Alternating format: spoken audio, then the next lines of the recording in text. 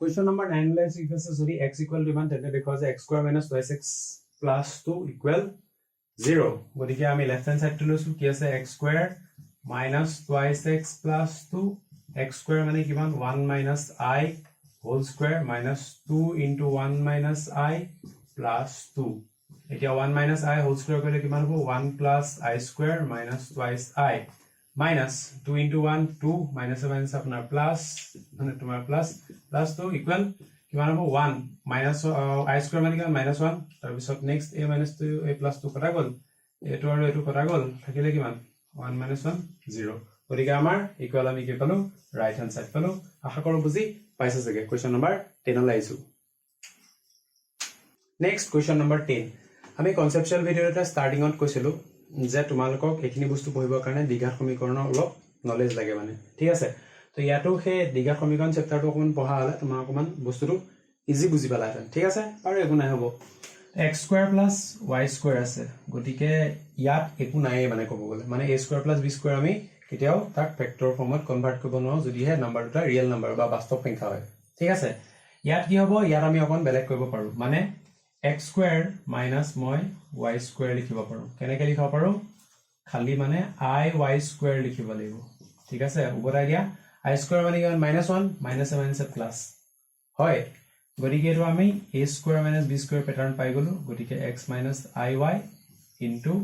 মানে x plus iy into x minus iy এটো হৈ গল আমাৰ উৎপাদক ফৰ্ম ঠিক আছে বুজি পাইছো পিছৰটো সবা a square minus twice ai minus 1 লিখো ঠিক আছে ইয়াত চোৱা ইয়াত কি আছে a square minus twice ai এটো a minus b whole square formula আছে কেনেকে a square to a square থাওক minus 2 আচ্ছা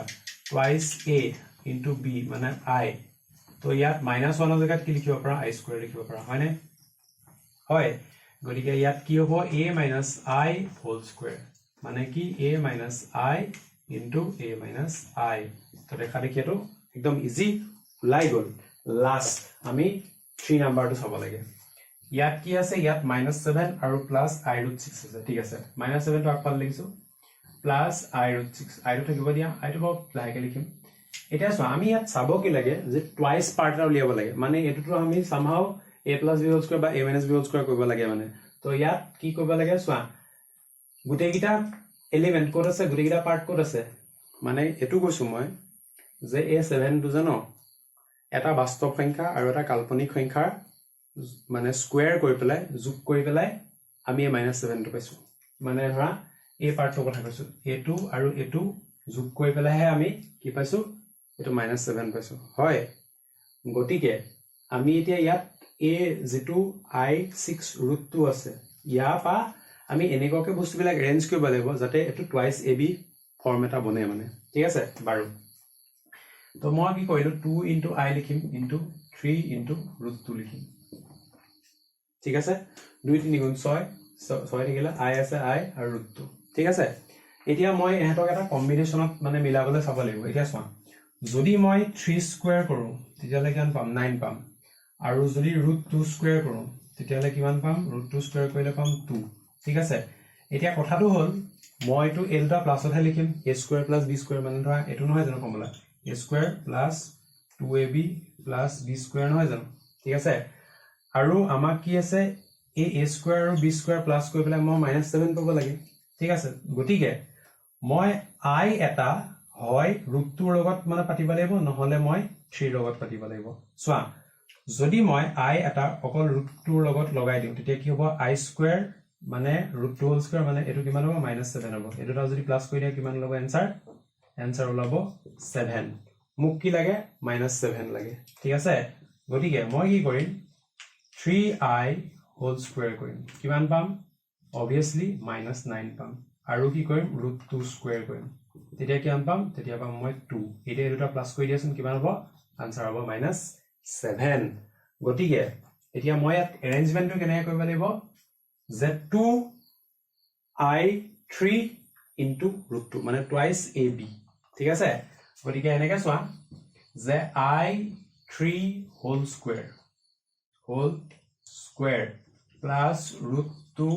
whole square plus 2 into I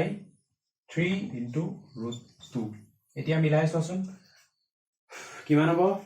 I মানে এটো মানে কিমান 9 মানে -9 root 2 whole square মানে কিমান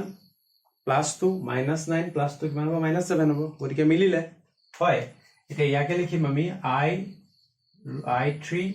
plus root 2 whole square বা এনেকেও লিখিব পাৰো root 2 plus 3I whole square এনেকেও লিখিব পাৰো বা এনেকেও লিখিব পাৰা তুমি ফেক্টৰাইজ ফৰ্মত লিখিব গৈছে বা উৎপাদক আকাৰত লিখিব গৈছে গতিকে আমি এই দুটা ভাঙি পেলাই সেপাৰেট কে লিখিম তো এই কোৱেশ্চন এই এনেকুৱা ধৰণৰ কোৱেশ্চন বিলাক তুমি প্ৰথমবাৰ কৰিবলৈ অকমান অসুবিধা হ'ব সঁচা কথা বৰ্গ সম্পূৰণ পদ্ধতি কমপ্লিটিং স্কয়াৰ মেথড যেতিয়া কৰিবা তেতিয়া তোমাৰ এই আইডিয়াটো অটোমেটিক মানে আহি যাব তেতিয়া বস্তু ভালকে বুজি পাই যাবা গতিকে এতিয়া যদি অকমান খেলিবলৈ আহিছে ইমান কথা নাই মানে ঠিক আছে তো আশা কৰো বস্তুখিনি হেল্পফুল হৈছে গুটে অনুশীলনটো আমি ইয়াৰ লগে শেষ কৰিছো হ্যান্ডৰিটেন নোটখিনি ডেসক্ৰিপচন আৰু পিন কমেন্টত দিয়া আছে তোমালোকে তাত গৈ পেলাই হেখিনি এক্সেস কৰি লব পাৰা বস্তুখিনি হেল্পফুল হলে আমাক তোমালোকে জনাবলৈ নাপাহৰিবা ভিডিওখিনি হেল্পফুল হলে লগৰখিনিৰ লগত শেয়াৰ কৰিবা গতিকে thank you so much for watching stay curious keep learning